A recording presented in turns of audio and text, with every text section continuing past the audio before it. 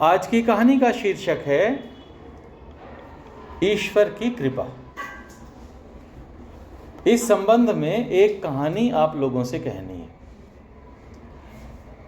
एक अमीर महिला थी, उसके बहुत दिनों से कान में दर्द चल रहा था, कान के दर्द से परेशान थी। अलग अलग डॉक्टर्स के पास जाती, अलग अलग फीस देती। लगभग 4 वर्ष बीत गए। एक समय ऐसा आ गया जब डॉक्टर्स ने कहा आपके कान का तो ऑपरेशन करना पड़ेगा। अब महिला क्या करे, डॉक्टर की माननी पड़ेगी। उसने कहा ठीक है, अगर ऑपरेशन करना जरूरी है तो ऑपरेशन ही करना, इसका कोई विकल्प नहीं है, आप ज़्यादा बेहतर जानते हैं। लेकिन जिस दिन ऑपरेशन होना था उसी दिन उसको अपने एक मित्र के घर गांव में जाना पड़ा।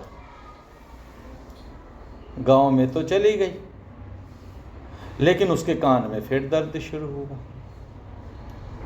तो गांव के किसी साधारण डॉक्टर के पास गए।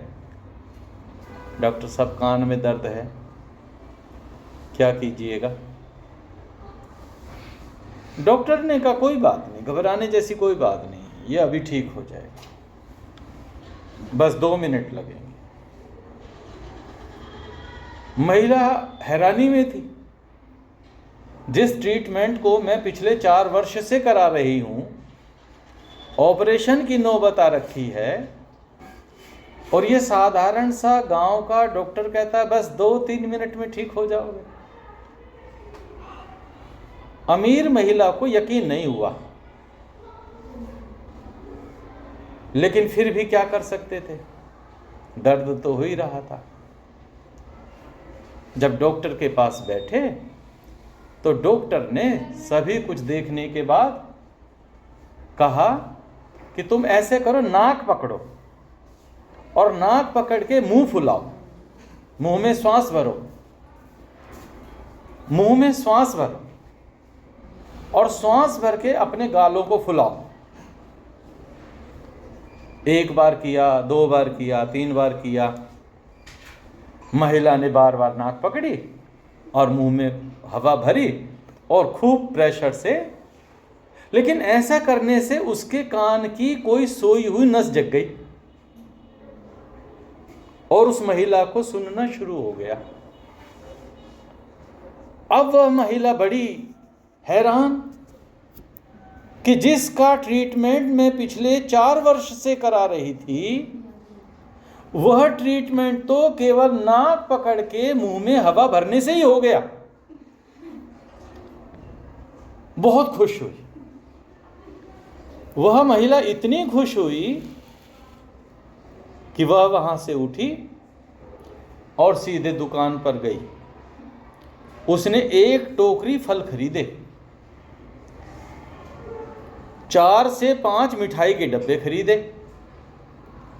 और 10 से 11,000 रुपए का एक लिफाफा बनाया कि मैं डॉक्टर को भेंट दूंगी, क्योंकि यदि मेरा ऑपरेशन होता तो मुझे कम से कम 2-3 लाख रुपए खर्च करने पड़ते और बिस्तर पे रहना पड़ता अलग, दवाइयों का खर्चा होता अलग। लेकिन इस साधारण से दिखने वाले डॉक्टर ने कमाल कर दिया, ना कोई ऑपरेशन, ना कोई दवाई, ना कोई इंजेक्शन, और मेरा दर्द भी ठीक हो गया। तो वह महिला अपनी टोकरी लेकर के, फलों की टोकरी लेकर के डॉक्टर साहब के पास गई और आभार व्यक्त किया। डॉक्टर साहब, आपका बहुत बहुत धन्यवाद, बहुत बहुत धन्यवाद। मैं पिछले 4 साल से परेशान थी और आपने तो जादू की तरह मेरे कान का दर्द ठीक कर दिया है। ये भेंट मैं आपके लिए लाई हूं, आप इसे स्वीकार करो। डॉक्टर साहब बोले, भेंट तो मैं ले लूंगा, लेकिन मेरी फीस है 300 रुपए, वो 300 रुपए भी देने पड़ेंगे। उस समृद्ध महिला ने उसी टोकरी में से वो जिसमें पैसे रख के लाई थी 10-11 हज़ार रुपए, उसी में से उसने 300 रुपए निकाले और उस डॉक्टर साहब को दे करके बोली, डॉक्टर साहब ये लो आपके 300 रुपए की फीस। अब तो आप खुश हैं ना। यह कहानी पता है हमें क्या सीख देती है?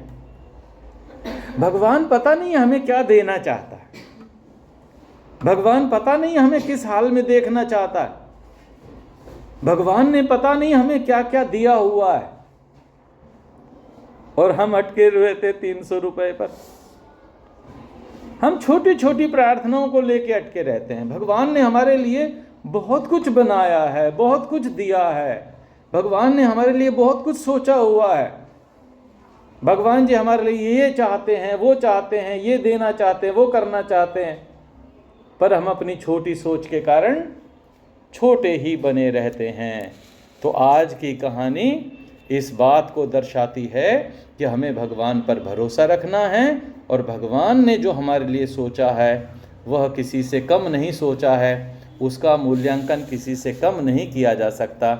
मेरा ईश्वर कृपालु है, दयालु है, वह मुझ पर हमेशा कृपा करता है, दया करता है।